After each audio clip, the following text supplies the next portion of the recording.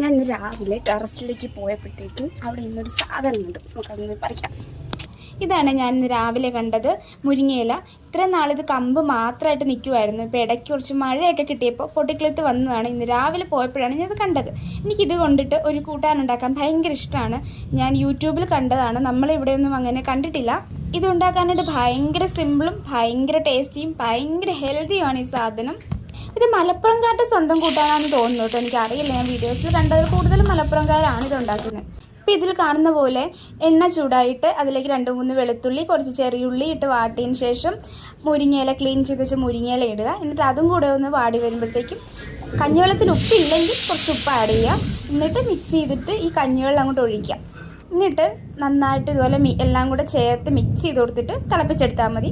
കുറച്ച് നേരം തിളപ്പിച്ചാൽ മതി. എന്നിട്ട് നോക്കുക, ഉപ്പ് നോക്കിയിട്ട് ബാലൻസ് ചെയ്ത് വെച്ചാൽ മതി. അപ്പോൾ സിമ്പിൾ കറി റെഡി.